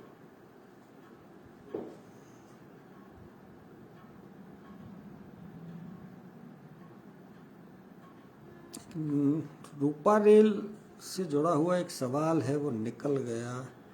रूपा रेल नदी में हाँ। पहले हमारे यहाँ पानी आता था, और पिछले विधायक के कार्यकाल के अंदर खाट खूटेटा पे एक एनीकट बन गया, वो 5-6 फुट के ऊपर वाला। तो अब वो पानी बिल्कुल रुक गया, और उस वक्त ये तर्क दिए गए कि साहब इस पानी के आने से यहाँ जलभराव की स्थिति पैदा हो जाती है, जबकि लगभग 25 सालों से तो यहाँ किसी प्रकार का कोई स्थिति पैदा की तरह की हुई नहीं। तो अगर पिछले वक्त का प्रशासन थोड़ा सजग रहता तो वो एनीकट को रोका जा सकता था। अब क्या हुआ कि 5-6 फुट को जो एनीकट है, पहले वो भरेगा, उसके बाद कोई ओवरफ्लो होगा तो जाके हमें पानी मिलेगा। अब जिस तरीके की भौगोलिक और जो जलवायु जो सिस्टम चल रहा है, बारिश बहुत अच्छी हो नहीं पा रही है, तो वो पानी आना बंद हो गया। और एक बार एनीकट बन जाए फिर उसको हटाना जो है वो कितनी बड़ा एक लीगल इशू है, वो अब वो संभव हो ही नहीं पाता, ये बात आप भी समझते हैं। तो कहीं ना कहीं ये पिछले प्रशासन, पिछले कार्यकाल की चूक रही, जिसका खामियाजा पूरी जनता को भुगतना पड़ रहा है। इसके अलावा गुड़गांव कैनाल का जो पानी है, जो समझौते के तहत हरियाणा से हमें मिलता है, उसके लिए भी मैं प्रयासरत हूं। हर विधानसभा सत्र के अंदर हमने डिमांड करी है कि गुड़गांव कैनाल का पानी को सीकरी डायवर्जन बांध में अगर डाला जाए तो वो पूरा यहां से लेकर नगर तक और आगे उधर बीच साइड तक का की जो इलाका है वो सिंचित हो सकता है। तो उसमें बहुत बड़ी समस्या ये है कि हरियाणा से पूरा पानी ही नहीं मिल पाता। लगभग स्टेटों के बीच में भी पानी की बड़ी, लगभग 1000 क्यूसेक का समझौता है, 1400 क्यूसेक का समझौता था, और 1000 क्यूसेक अप्रोक्सीमेटली के लिए नहरें या वो माइनर्स बन चुकी हैं, लेकिन पानी आ पाता है साल में कुल में 150-200 क्यूसेक। तो ये भी बड़ा गंभीर विषय है। लेकिन ये जो क्षेत्रीय और ये पूरे इलाके की बहुत बड़ी समस्या है, जो किसानों के लिए पानी। अब इसका सॉल्यूशन सिर्फ एक ही है कि जो ईस्टर्न कैनाल परियोजना जो पूरे राजस्थान के लिए लगभग 13 जिलों के लिए है, जो पिछली भाजपा गवर्नमेंट में उसका एक डीपीआर बन के केंद्र सरकार को भिजवाया गया था। अगर वो सेशन हो जाए, लगभग 37-38 हजार करोड़ की वो योजना है, अगर वो नेशनल प्रोजेक्ट बन के, तो इस पूरे इलाके को 13 जिलों को सिंचाई का पानी मिल सकता है, किसानों के चेहरे पे खुशी आ सकती है। मोदी जी जब चुनाव प्रचार में यहां आए थे तो 2 जनसभाओं में उन्होंने कहा था कि साहब हम इस पानी को आपके लिए लेके आएंगे, इस परियोजना को हम आगे बढ़ाएंगे। पर मोदी जी तो वादा करके भूल जाते हैं, उनसे तो कोई आश्चर्य है ही नहीं। लेकिन मैं हमारे राजस्थान के उन 25 एमपी से कहना चाहता हूं, जिनको राजस्थान ने चुन के संसद में भेजा है, आप तो वो आवाज उठाइए, आप तो वो डिमांड कीजिए। सरकार चाहे कोई भी हो, उसका लाभ आम जनता को मिलेगा। आज किसानों की जो हालत है, पूरे देश में जो हालत है, वो हम सब देख रहे हैं। महंगाई ने कमर तोड़ रखी है, एमएसपी उनको नहीं मिल पाता है।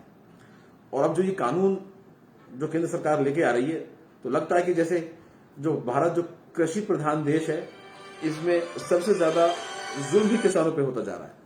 तो निश्चित तौर पे मैं आपके माध्यम से भी निवेदन करना चाहता हूं, हमारे भाजपा के साथी जो सुन रहे हैं वो अपने अपने नेताओं से कहें कि राजस्थान के लिए ये मांग कीजिए। राजस्थान में सरकार कांग्रेस की है, लेकिन मोदी जी को प्रधानमंत्री बनाने में राजस्थान ने 25 सांसद दिए। वोट हमने दिया है मोदी जी को, राजस्थान की जनता ने दिया है। तो उनका दायित्व बनता है कि राजस्थान की सबसे बड़ी समस्या, एटलीस्ट इन 13-15 जिलों की सबसे बड़ी समस्या है, इसका निवारण करें। लैंग्वेज थोड़ी सी रफ है। शिवराम गुर्जर का एक कमेंट्स है, 2 साल का तुम्हारा राज है, फालतू की गंदी राजनीति ना करें, हमें सहन नहीं होगा। हमने बलिदान दिया है, हमारा हक है आरक्षण, उसमें कोई सेंधमारी करे यह हमें स्वीकार नहीं है। आई मेरा पहला, अगर मेरा वो व्यक्तित्व सुने तो शायद इन्हें समझ में आ जाएगा। सेंध उस चीज को कहते हैं जब आप किसी का हक छीनते हैं, है ना। बिल्कुल बहुत बड़ा बलिदान गुर्जर समाज ने दिया। जिस तरीके से भाजपा सरकार के अंदर जवानों पे गोलियां चलाई गई, बहुत बड़ा बलिदान पूरे समाज ने दिया। और एक लंबी लड़ाई के बाद उन्हें 5% आरक्षण मिला। उसमें कोई सेंधमारी नहीं हो रही है।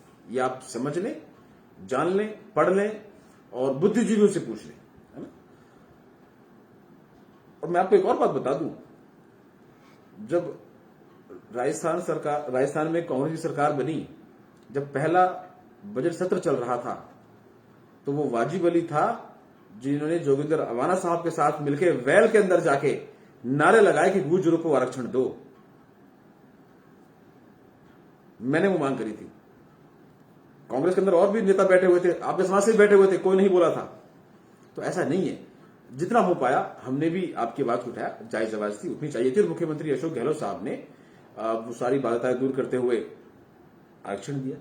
अभी जब जैसलमेर में हम लोग थे तो न्यायिक सेवाओं के अंदर भी आरक्षण दिया, और भी जो जर हो पा रहा है, जो कमेटी ने जो डिमांड वो काम हो रहा है। तो इसमें कोई सेंधमारी नहीं कर रहा मेरे भाई, आप समझें, पढ़ें, सोचें। इसको डबल करके हमें जोड़ने की बात हुई थी, और अगर सरकार को वो और आपको उचित नहीं लगता तो वो भी नहीं होगा। लेकिन कुछ बोलने से पहले किसी विषय को समझना बहुत जरूरी होता है। जो लोग बहका देते हैं उनकी बहकावे में मत आइए। यही तो आज हमारा दुर्भाग्य है कि हमारा युवा खासतौर पर सुनी सुनाई बातों पर चल देता है। सोशल मीडिया के माध्यम से, यहाँ के विभाग के माध्यम से, आप उम्मीद है पढ़े लिखे होंगे। जब आप सोशल मीडिया संवाद कर रहे हैं, आप पढ़िए, सोचिए, समझिए, जानिए, क्लियर करिए अपने डाउट को, और फिर अपना कोई व्यक्तित्व बनाइए। कई लोगों ने एक मांग की है वाजिब भाई कि नगर में जैसे ही कोई व्यक्ति आता है तो इंदिरा सर्किल से उसका पाला पड़ता है। ऐसा कुछ लगता नहीं है कि सर्किल पर कोई सौंदर्यकरण है या कुछ रोचक सा, या जैसे कोई व्यक्ति शाम को भी घूमने निकल आए नगर से भी, उसके सौंदर्यकरण की लोग थोड़ा सा एक व्यवस्थित सा सर्किल। बिल्कुल। देखिए, नगर एक बहुत महत्वपूर्ण कस्बा है और बहुत बड़े हाईवेज को जोड़ता है। और बिल्कुल सही बात है, नगर के अंदर एंट्री करते तो हमें रफ रफ सही नजर आता है, कोई दो राय नहीं। हाँ, चौराया वो जो है ऐसा ही लगता है। उसमें पहले एक बिजली का ट्रांसफार्मर लगा हुआ था, बिजली की लाइनें जा रही थी। तो मैंने कोशिश करके उस ट्रांसफार्मर्स को वहां चौराहे से हटवा के साइड में करवा दिया, और नगर पालिका से निवेदन किया है कि प्रपोजल बनाए, इस चौराहे का सौंदर्यीकरण करें, यहाँ फव्वारे भी लगे, यहाँ की साफ सफाई हो, लोग बैठे। इसके अलावा कस्बे में और भी जो भी हमारे रोड है चारों तरफ, वहां डिवाइडर्स बने, वहां पेड़ लगे। तो इस पे काम चल रहा है। और नगर पालिका अध्यक्ष जो हैं रामतार जी भी इस पक्ष में है कि कस्बे का सौंदर्यीकरण भी होना चाहिए। फील गुड फैक्टर हम लोगों के अंदर आए, लोग बाहर शाम को निकलें, अपने परिवार के साथ भी निकले तो उन्हें भी अच्छा लगे। हाँ। जैसे हमारा गांधी पार्क है, वहां सुबह शाम लोग, बड़े बुजुर्ग हमारे बच्चे आते हैं। तो इस तरीके की चीजें नगर में और पैदा हो। मेरा अपना मानना है कि नगर में और पार्क भी बनने चाहिए। तो उसके लिए भी मैंने नगर पालिका को बोला कि जहां जहां जमीनें उपलब्ध हैं हमारे पास, वहां पार्क विकसित कीजिए, ताकि बच्चों को, बूढ़ों को और जवानों को भी आराम करने का, बैठने का, एक अच्छा माहौल लेने का अवसर प्राप्त हो। इसके लिए मेरा पूर्ण प्रयास है कि इंदिरा सर्किल का विकास हो और वहां पे एक अच्छा खूबसूरत नजारा डेवलप किया जाए। वो बात तब तक समझ में आ जानी चाहिए। आपने काफी स्पष्ट शब्दों में कहा है, लेकिन फिर भी रामवीर गुर्जर एक बात दोहरा रहे हैं। मेरा एक सवाल है आपसे कि आप एमबीसी आरक्षण में से ही अपने समाज को आरक्षण क्यों दिलाना चाहते हैं, जबकि आपको पता है कि यह गुर्जर समाज को काफी लंबे संघर्ष के बाद मिला है। नहीं, मेरा उद्देश्य एमबीसी में से ही दिलाना नहीं है। वो एक सुझाव था सरकार के लिए कि अगर इसको डबल कर दिया जाए और इसमें जोड़ दिया जाए, क्योंकि वो एक लेटेस्ट कैटेगरी अभी बनी है, वो एक आसान रास्ता हो सकता है। लेकिन सरकार को उचित लगता है, और जिस तरह के आपका भी सजेशन है, भाई विजय बेसर साहब का सजेशन था कि अलग से हो तो अलग से भी होना चाहिए, इसमें कोई दिक्कत नहीं है। जिद ये नहीं है कि इसमें जोड़ा जाए, जिद तो ये भी नहीं कि सिर्फ रिक्वेस्ट है, अपील है कि साहब इन मांग है, एक लोकतांत्रिक मांग, लोकतंत्र के अंदर की साहब इन पीड़ित या फिर शोषित या फिर इन डिसएडवांटेज जो लोग हैं, उपेक्षित जो लोग हैं, इनको भी सहारा मिले। बिल्कुल कतई इसी में जुड़ना कोई मांग नहीं है। हाँ, वो कोई हठ धर्मता नहीं है कि नहीं ये ऐसा कुछ नहीं है। एक मांग है, कोई डाक बंगला रोड है, उसका नाम अग्रसेन मार्ग रखवाने की लोग चर्चा कर रहे हैं। जो भी अच्छा सुझाव है, ऐसे होना चाहिए। हमारे जो महापुरुष हुए हैं या फिर जो समाज के जो हमारे पूजनीय हैं, उनके नामों पे रोड को रखने से हम उनके प्रति सम्मान और उनको याद करते रहते हैं। तो जिस भाई ने भी मांग रखी है वो नगर पालिका में भी सुझाव दे, हम भी उनसे प्रयास करेंगे जहां जहां जो सुझाव आते हैं उनको आसानी के हिसाब से, क्योंकि कई बार एक ही जगह का अगर 2-3 नाम आ जाते तो फिर भारी पड़ जाता है। हाँ। तो अगर इस तरह का मामला नहीं है तो वहां पे अगर ऐसा नाम रख दिया जाए उस रोड का तो बहुत अच्छी बात है, होना चाहिए। आने वाले दिनों के लिए 2 बजट और आप क्या कुछ माइलस्टोन काम जो आपको लगता है कि देखिए, पूरे विधानसभा के अंदर जो बहुत बड़े बड़े मुद्दे थे, शिक्षा के जगत में, चिकित्सा की जगत में, उद्योगों के लिए, वो सारी घोषणाएं सरकार ने कर दी है। बिजली के लिए, पानी के लिए भी, जब भी जल जीवन मिशन के अंदर लगभग करीब 70-80 करोड़ रुपए काम अभी रिसेंटली सैंक्शन हुए, पानी घर घर तक पहुंचे। बिजली के लिए एक अजन ऑफिस यहाँ नया खुल गया, एक 132 केवी का एक बड़ा सब स्टेशन यहाँ बन रहा है। तो बहुत जो मेन जो जरूरत थी, मुख्यमंत्री जी ने बहुत पहले ही वो पूरी कर दी है। अब इनकी जल्दी से जल्दी क्रियान्विति हो, ये जल्द से जल्द धरातल पे आके लोगों तक पहुंचे, ये एक मेरी प्राथमिकता है। दूसरा, नगर के अंदर हमने जो डिस्कस किया, जल भराव या जो पानी निकासी, ये जो वेस्ट मैनेजमेंट सिस्टम है, ये डेवलप हो। ये चाहे वो नगर हो, चाहे सिटी हो, कोई भी कस्बा हो, इन सब के लिए ये एक बड़ी समस्या होती है कि सफाई व्यवस्था हमारी अच्छी हो, ताकि गंदगी नहीं फैले। हम लोग एक हाइजीनिक सिस्टम से रहें। और अब कोरोना ने जिस तरह का एक माहौल पूरी दुनिया में, हम सबको जागरूकता तो हासिल हुई है कि हम लोग हाइजीन रहें, हाथ भी धोएं, मास्क भी लगाएं, दूरी भी बनाएं। तो निश्चित तौर पे अब स्वच्छता के प्रति ध्यान होना चाहिए और इन दिशाओं में काम किया जाएगा कि कचरा प्रबंधन, वेस्ट मैनेजमेंट जो है, और पानी निकासी की जो समस्याएं थी, अभी कस्बे के हमारे सीकरी के अंदर अभी पानी निकासी की एक बहुत बड़ी समस्या थी।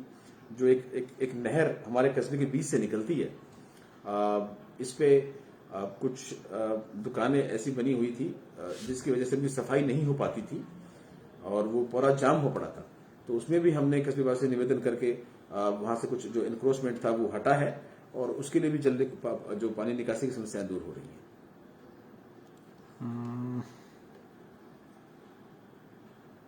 रोजगार के अवसर पैदा हो युवाओं के लिए, उसके लिए औद्योगिक क्षेत्र का जल्दी से जल्दी बनना, ये जो हमारा कट जो हुआ ये जल्द से जल्द चालू हो जाए, तो इससे रोजगार के अवसर और पैदा होंगे। और इसके अलावा प्रशासन से भी हमारी हमेशा ये रिक्वेस्ट रहती है कि कोई लोग छोटा मोटा व्यवसाय जो करना चाहते हैं, उन्हें जो सरकारी अनुमतियां कोई लेनी पड़ती हैं, तो उनको प्राथमिकता दी जाए, चाहे वो लैंड कन्वर्जन है, चाहे वो बैंक्स में कमर्शियल अकाउंट्स हैं, चाहे वो कोई ओवरड्राफ्ट लिमिट है। तो इस तरह की चीजें हैं कि मैं हमेशा चाहता हूं कि जब तक ये स्मॉल बिजनेसेस जो हैं, जो छोटे लघु उद्योग जो हैं, जब तक हम लोग इनको विकसित नहीं करेंगे अपने क्षेत्र में, जब तक हम रोजगार के अवसर पैदा नहीं कर पाएंगे, तब तक हम इस पिछड़ेपन को दूर नहीं कर पाएंगे। और पूरे क्षेत्र के अंदर, क्योंकि बेरोजगारी बहुत बड़ी समस्या है, हर गांव के अंदर करीब 100 लड़के आपको मिल जाएंगे जो 12वीं भी हैं, ग्रेजुएट भी हैं, लेकिन जॉब नहीं है, संसाधन नहीं है, उसकी वजह से घर बैठना पड़ रहा है उन्हें। तो कोशिश है कि उनको रोजगार मिले ताकि वो अपने परिवार का हिस्सा बन पाए, अपने माँ बापों का जो बोझ है वो कम कर पाए और एक अच्छा जीवन आगे निर्णय कर पाए। आज ही के अखबार में एक खबर है, कामा से छपी है, प्रकरण पहाड़ी के हैं। प्रधानमंत्री आवास योजना, आदमी झोपड़ी में रह रहा है और 2 बार उसके नाम से आवास का पैसा उठ गया। ये भ्रष्टाचार का कौन सा दंश हम झेल रहे हैं? ये बहुत बड़ा मुद्दा है और पूरे देश का मुद्दा। हाँ, और निश्चित तौर पर मुझे ये कहने में कोई गुरेज नहीं है कि ये घर कर चुका है पूरे इलाके में। सिस्टम ऐसा खराब हो चुका है।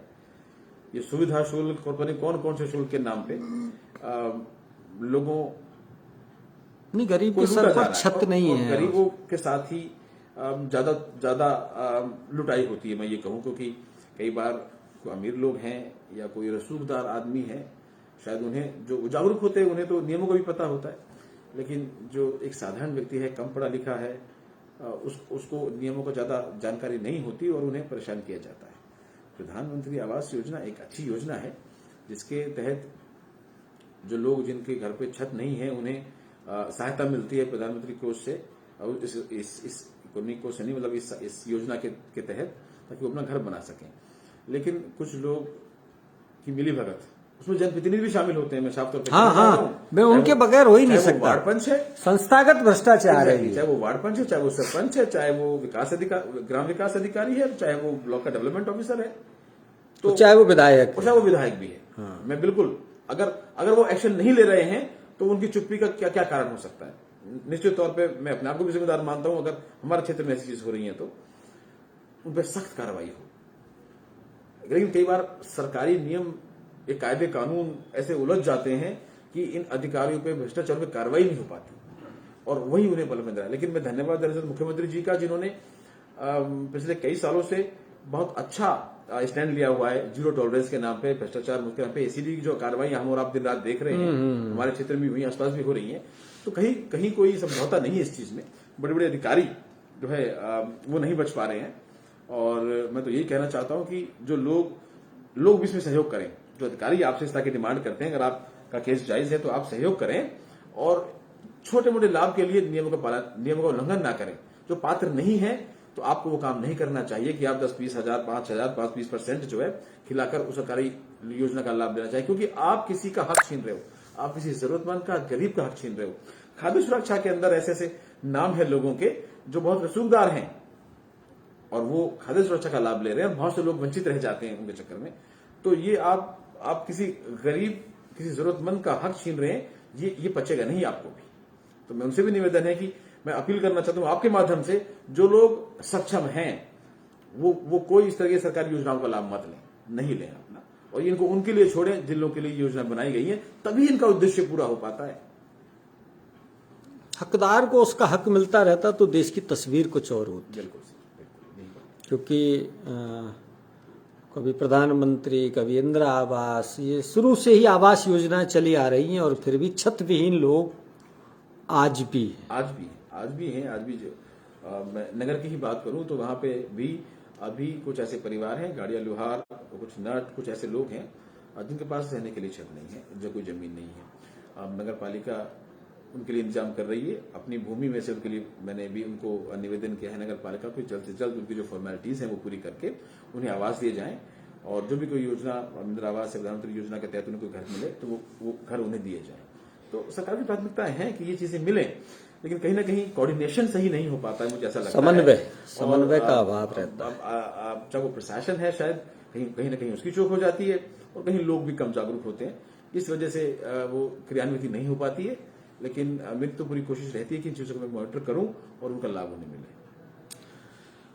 सिकरी आने से पहले मैं नगर में था, और नगर में मेरी मुलाकात हुई वेद प्रकाश पटेल से, और वेद प्रकाश पटेल को मैंने आखिर में 2.25 साल के आपके कार्यकाल की समीक्षा करने के लिए 2.25 मिनट का समय दिया कि वो समीक्षा करें। तो उन्होंने कई सारे आरोप उन्होंने अपनी भाषा में जड़े, वो राजनीतिक हो सकते हैं, वो एक अलग विषय है, लेकिन चलते चलते उन्होंने भी एक बात कही थी। जब मैंने उनसे सवाल पूछा तो उनका कहना था कि जमीन पर विकास उतर आएगा तब मानेंगे।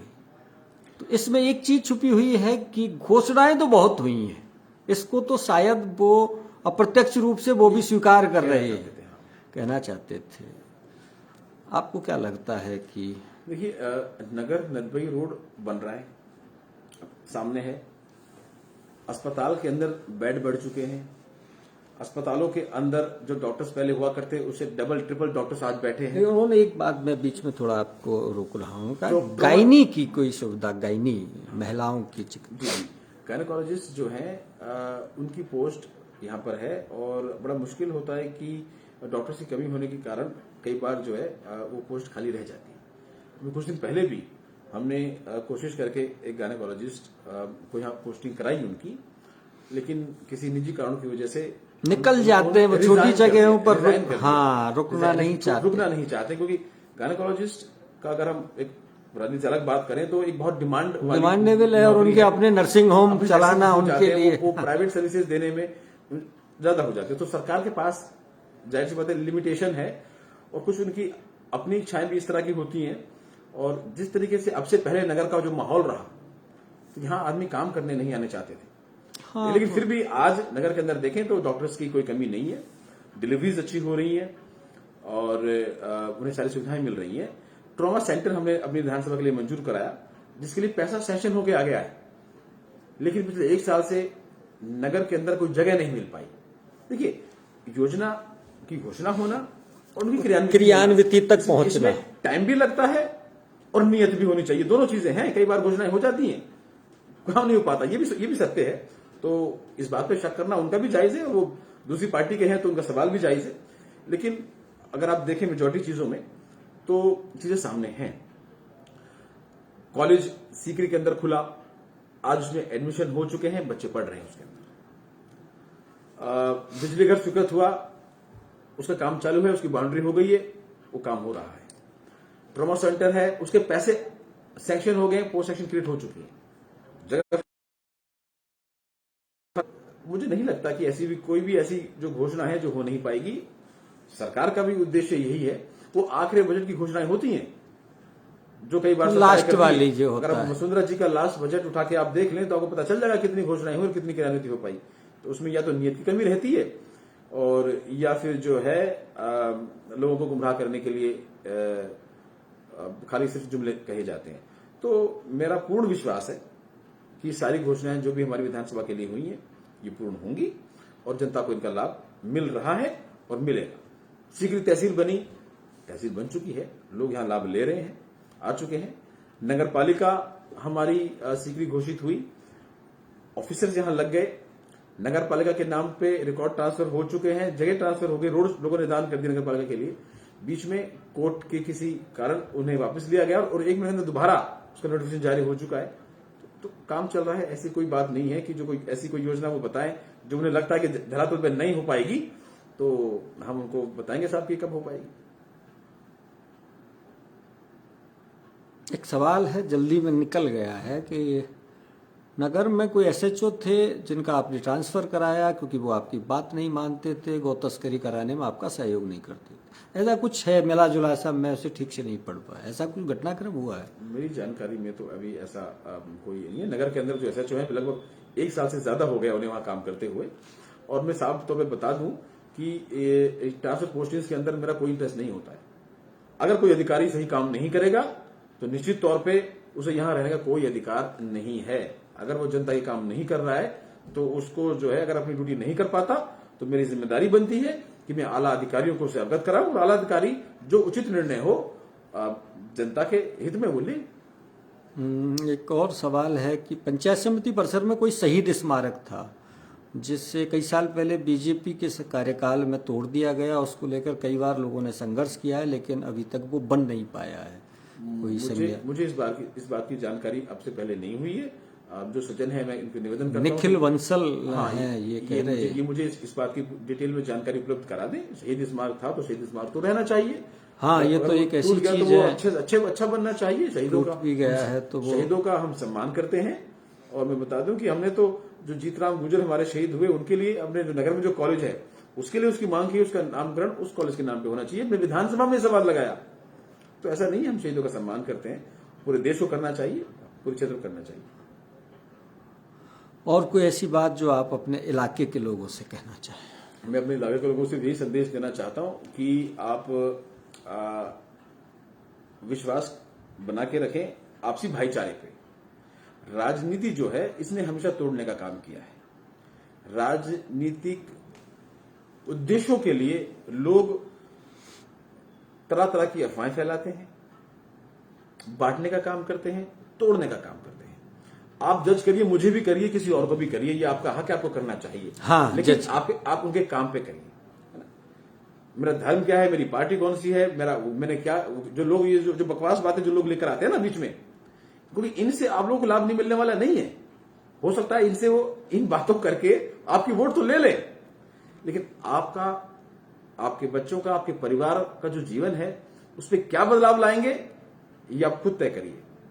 हम सबकी जिम्मेदारी है हम आगे बढ़ें, अपने क्षेत्र के लिए अच्छा सोचें, अपने बच्चों के लिए अच्छा सोचें, अपने भविष्य के लिए अच्छा सोचें। वो अमन चैन तब हासिल होगा जब हम सब लोग मिलकर एक अच्छा नगर बनाएं, जहां सारी सुविधाएं जनता को मिलें, जहां प्रशासन जनता के लिए काम करे, जहां निष्पक्ष रूप से हर आदमी को न्याय मिल सके, जहां सारी सुविधाएं हमारे पास हो, हमारे बच्चों को हमारे इलाके में रोजगार मिल सके, हमारे लोगों को हमारे इलाके में उपचार मिल सके।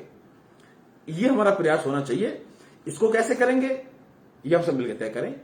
आपको लगता है कि मेरी कहीं कोई कमी रही है इसे करने में, तो आप मुझे सुझाव दें, मैं ओपन हूं सुझाव सुनने के लिए।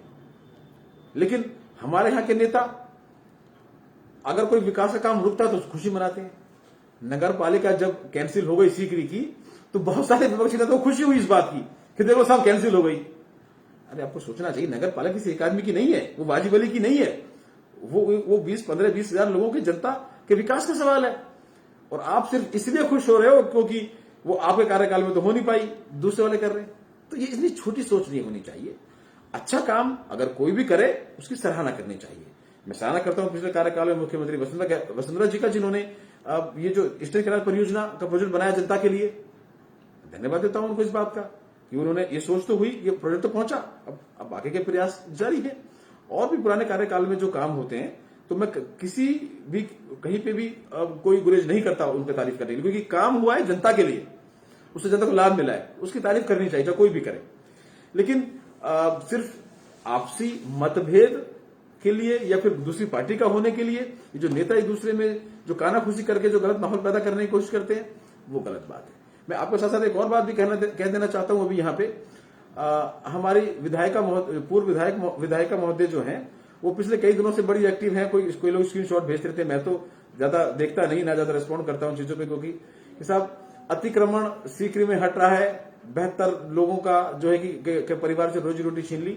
आप आज पत्रकार हैं, यहाँ पे आए हुए हैं, मैं आपसे निवेदन करूं आप जाइए उन लोगों से पूछिए कि किसका जबरदस्ती तोड़ा गया है।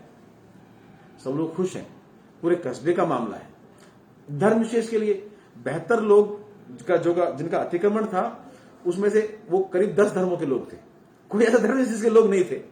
तो किसी एक व्यक्तिगत आदमी का नुकसान होता है, जब कोई चीज हटती है तो दुख की बात है, लेकिन विकास के लिए, कस्बे के लिए जो चीज, अब नगर में जल भराव की समस्या है, अगर कहीं किसी का अतिक्रमण है तो क्या वो नहीं टूटना चाहिए? क्या हम जल भरवाए रखें उसको? जो समस्या है नगर में, तो आप चाहते हो कि साहब जल भराव की समस्या दूर हो जाए, और यहां चाहते हो कि इसमें यहां जल भराव रहे, तो डबल स्टैंडर्ड नहीं होने चाहिए। इसको धर्म से क्यों जोड़ा जाए? विकास होगा तो सबका काम आएगा, पूरे कस्बे की गंदगी साफ होगी, लोगों के लिए रास्ता बनेगा। और अतिक्रमण तो सब देखो अतिक्रमण होता है। मैं अगर वो अतिक्रमण के प्रति इतनी चिंतित हैं तो मैं उनसे भी निवेदन करना चाहता हूं कि उनके परिवार ने भी नगर पालिका का अतिक्रमण कर रखा है, जो पहले कुछ दिन पहले आधा हट चुका, आधा बाकी है। मैं उनसे हाथ जोड़कर निवेदन करना चाहता हूं कि नगर पालिका की जगह खाली करिए, बहुत दिन हो गए आपको इस्तेमाल करते हुए। दूसरा, नगर में मदरसे का अतिक्रमण नहीं तोड़ा जा रहा, 4-5 मंदिरों का अतिक्रमण तोड़ा गया, वो कई बार इस बार वो बार लोगों को तक पहुंचाना चाहती है। तो मैं आपके माध्यम से लोगों पे अपना पक्ष रखना चाहता हूं, आज मौका मिला है तो। रोड बन रहा है, उस बीच में जो रोड को करने के लिए जो जैसी जगह थी, उन सबसे निवेदन कहा गया। नगर पालिका ने खुद ने अपनी जेसीबी भेज के जबरदस्ती कोई अतिक्रमण मंदिर का नहीं तोड़ा। मैं धन्यवाद देना चाहता हूं उन संस्थाओं का जिन्होंने स्वयं अपनी स्वेच्छा से उसको हटाया, जन सहयोग करते हुए, डेवलपमेंट में सहयोग करते हुए। लेकिन वहां एक मदरसा है, वो कहते हैं उसका अतिक्रमण अभी तक नहीं हटाए। वो 10 साल विधायक नहीं है, उन्हें ये पूर्ण रूप से जानकारी है कि सन 2000 के अंदर वक्फ न्यायालय जयपुर ने डिग्री स्टे कर रखा है, क्योंकि ये वक्फ की संपत्ति है। ये रोड भी जो निकला है सामने की संपत्ति, वो भी ये वक्फ की संपत्ति है। वक्फ प्राइवेट नहीं है, वो गवर्नमेंट की संस्था है, गवर्नमेंट है वक्फ भी। और उन्होंने स्टे दे रखा है कि आप इसको छू नहीं सकते। वो भली बात जानती है इस बात को कि कोई प्रशासन जबरदस्ती उसको नहीं हटा सकता। वक्फ की सहमति से, उनके प्रयासों से, उनकी अनुमति से ही इसको हटाया जा सकता है। वो अतिक्रमण नहीं है, वो वक्फ की जायदाद है, उनसे अनुमति मांगनी पड़ेगी हमें। तो जनता को क्यों गुमराह करना चाहती हैं आप? मदरसे का अतिक्रमण किसकी जमीन पे है आप बताइए? वो नगर पालिका की जमीन है, वो सवाई चक है, वो सरकारी, वो क्या भूमि है? वो वक्फ संपदा है, जिसपे वक्फ ने मदरसा संचालन करने की परमिशन दे रखी है। उसका डिग्री हुई पड़ी है, मैं आपको दिखा देता हूं। अभी उसका मेरे पास में अभी रिसेंटली नोटिस है वक्फ बोर्ड का। वक्फ बोर्ड सरकारी संस्था है, कोई प्राइवेट नहीं है। उनकी जानकारी के लिए मैं बता दूं, अगर शायद उन्हें ना हो तो मैं आपको इसकी कॉपी भी उपलब्ध करा दूंगा, ताकि इस पूरे मामले से आप भी अवगत हो जाएं। ये 23/2/21 का अभी लेटर है, 1 महीने पुराना, इसमें साफ साफ लिखा हुआ है, आरएस अधिकारी वहां बैठते हैं जो, उनकी तरफ से यह है कि ये वक्फ की संपत्ति है, इसको किसी भी प्रकार से बिना अनुमति के नहीं छेड़ा जा सकता। तो ये एक समस्या है, समस्या जायज है, मुझे पता है वहां जल भराव की समस्या हो रही है, उसके लिए हम भी प्रयासरत हैं, नगर पालिका प्रयासरत है। नगर पालिका ने कलेक्टर साहब को भी लिखा, नगर पालिका में लिखा, ईओ साहब खुद जाके डीएलबी मीटिंग करके आए हैं, वक्फ बोर्ड मीटिंग करके आए हैं। 1 हफ्ते पहले मैं खुद जाकर, मैंने खुद ने जो वक्फ बोर्ड सीईओ हैं और जो वक्फ बोर्ड के चेयरमैन, उनसे मुलाकात करी। तो हम समाधान ढूंढने की कोशिश कर रहे हैं, लेकिन इसको गलत रूप देना, लोगों को भ्रमित करना, ये आपको शोभा नहीं देता। आपको पता है ये 2000 का स्टे और आपके कार्यकाल के अंदर भी ये चीजें आई थी, आप भली भांति रूप से वाकिफ है, फिर क्यों जनता को गुमराह करना चाह रहे हो आप? क्यों धर्म की बात बीच में लेके आ रहे हो आप? ये समस्या है, वहां होना चाहिए, हमारा बनना चाहिए, पीछे भी हटना चाहिए, वो सारी बातें ठीक है, लेकिन उसको धर्म को जोड़कर आप कौन सी रोटी सेकना चाहते हो? अब तो लेकिन जनता बहुत जागरूक है, बहुत समझदार है। अब इन ख्याली पुलावों में नहीं आने वाली, काम होगा लॉ के हिसाब से होगा। और यहां पे जब अतिक्रमण हट रहा था सीकरी में, तो उन्होंने कहा कि साहब मैं होती तो नहीं हटने देती, या फिर जो है कि मैंने कभी नहीं हटाया इनको। मुझे जानकारी मिलेगी साहब, नोटिस मिलके लोगों ने चंदा इकट्ठा करके पैसे दिए कि साहब हमारा अतिक्रमण हटने से रुकवा दो, तो पैसे लेके उन्होंने जो है कि अतिक्रमण नहीं हटने दिया। लोग साक्षी इस बात की। तो ये गंदी राजनीति मैं नहीं करता, जो हक है जो सच है वो होगा। नहर पे से अतिक्रमण हटा, और मैं बता दूं आपको जानकारी के लिए, इसी नहर पे आगे एक मस्जिद का एक वो निर्माण था, जो टॉयलेट्स बने हुए थे, वो 6 महीने पहले वो टूटे। तो जब सरकार कार्रवाई करेगी तो निश्चित तौर पे नियम के अंतर्गत होगी। और मैं आपको पूरी जनता को विश्वास दिलाना चाहता हूं कि वाजिब अली के निर्देशों से या उनकी रिक्वेस्ट से या उनके प्रयासों से जनता को कभी इस बात का मौका नहीं मिलेगा कि धर्म के नाम पे या किसी और चीज के नाम पे, किसी भेदभाव के नाम पे कोई काम हुआ। मैं आपको विश्वास दिलाता हूं, चाहे मेरे यहां अधिकारी देख लीजिए, चाहे वो सभी समाजों के अधिकारी हैं, जो अच्छा काम करने वाला होगा वो होगा यहां पे, और जो अच्छा काम नहीं कर पाएगा, वो चाहे वो किसी भी जाति का हो, उसको साहब यहां से रास्ता अपना कहीं और ढूंढना पड़ेगा। ना भ्रष्टाचारी को बख्शा जाएगा, ना जनता के प्रति जो दायित्व है जिनको पूरा नहीं करेंगे, उनको बख्शा जाएगा। 2.5 साल का कार्यकाल पूरा हो चुका है, अभी इस सरकार का 2.5 साल का कार्यकाल और बाकी है। मेरे प्रयास सिर्फ यही रहे। अगर मुझे कहीं कमियां रही है तो मैं जनता से निवेदन करता हूं कि आप आइए, मुझे बताइए, मैं उनको सुधारने का प्रयास करूंगा जो मुझे जानकारी में नहीं है तो। पर हम मुद्दे की बात करें, इस तरह बेफालतू की बतंगड़ बना के चीजों को, जो चीजें धरातल पर नहीं, जो सच नहीं है, झूठ बोलकर ये जुमलेबाजी कर समाजों में इस तरह का घटाव या टकराव पैदा करने की कोशिश ना करें, ये मेरा आपसे निवेदन है। आप सबने हमेशा से मुझे आशीर्वाद दिया है। मैं विकास डेवलपमेंट के नाम पे चुन के आया हूं, जाति के नाम पे चुन के नहीं आया हूं। और आगे भी अगर मुझे चुना जाना है तो मेरा आकलन, मेरी कॉपी जो जांचेगी जनता, वो इन कामों के आधार पर जांचेगी। मेरी प्राथमिकता जनता के काम है, वो थे, वो हैं और वही रहेंगे। धन्यवाद। वो जो बीच में बात आई थी एसएचओ वाली, वो एसएचओ सीकरी की बात है, सुनील कुमार का आपने कोई ट्रांसफर कराया होता है? देखिए, ट्रांसफर सरकार करती है, उनके कार्यकाल में कुछ कमियां रही होंगी, जनता की शिकायतें पहुंचती हैं, भ्रष्टाचार की शिकायतें पहुंचती हैं, तो ट्रांसफर्स भी होंगे, इनके भी हुए और उनके भी होंगे। लेकिन बहुजन बीजेपी वालों को और आरएसएस वालों को तो मुद्दा चाहिए होता है। ट्रांसफर तो और भी हुए हमसे पहले, उससे पहले भी बहुत से लोग एक महीने में ट्रांसफर होके चले गए जिन्होंने काम अच्छे नहीं किए। तो ये किसी एक आदमी का व्यक्ति का जोड़ना ये कहीं उचित नहीं है। ट्रांसफर एक सामान्य प्रक्रिया है। बहुत से लोग अपनी स्वेच्छा से भी आते हैं और जाते हैं, और बहुत से लोग जो अच्छा काम नहीं कर पाते उन्हें निश्चित तौर पे उन्हें रिकमेंडेशन से भी बाहर भेजा जाता है। साथियों, ये थे विधायक वाजिब अली। उस बात को मैं फिर दोहरा रहा हूं जो मैंने जहां से शुरुआत की थी। बड़े सहज हैं, सुलभ हैं और संवाद पसंद हैं। सबसे बड़ी बात जो है इनकी, डायलॉग से इन्हें कोई परहेज नहीं है, बहुत आसानी से उपलब्ध हो गए। बहुत जल्दी कमेंट्स स्क्रीन से गुजर रहे थे, इसलिए मैं बहुत ज़्यादा कमेंट्सों को सवाल में तब्दील नहीं कर पाया। गजलकार दुष्यंत कह गए हैं, सिर्फ हंगामा खड़ा करना मेरा मकसद नहीं, मेरी कोशिश है ये सूरत बदलनी चाहिए। तेरे सीने में ना सही मेरे सीने में सही हो, कहीं भी आग लेकिन आग चलती रहनी चाहिए। हमारा उद्देश्य है हम लोगों को अपनी बात कहने का, संवाद करने का मौका दें। क्यों? क्योंकि ये खामोश मिजाज जिंदगी आपको जीने नहीं देगी। इस दौर में जीना है तो थोड़ा सा कोहराम तो मचाते रहिए। वाजिब भाई, ये कीमती समय, सांझ का ये कीमती समय आपने इस चर्चा के लिए निकाला, अपने मन की सारी बातें लोगों के सामने रखी बहुत बहुत धन्यवाद, आभार, नमस्कार। बहुत बहुत धन्यवाद राजीव भाई, बहुत बहुत धन्यवाद संवाद फॉर यू का। आपने बहुत सारे लोगों को हमसे जोड़ा, हमें भी मौका मिला लोगों से बात करने का, लोगों को मौका मिला हमसे सवाल करने का, और संवाद ही रास्ता है किसी भी विषय का, किसी भी प्रॉब्लम का, किसी भी सॉल्यूशन के लिए संवाद से ही रास्ते निकलते हैं। तो आपका चैनल का बहुत बहुत धन्यवाद। ये इसी तरह जनता को, जनप्रतिनिधियों से, अफसरों से, परेशानियों से, प्रॉब्लम से जोड़ता रहे, ऐसी मेरी आप सबके लिए शुभकामनाएं। जय हिंद।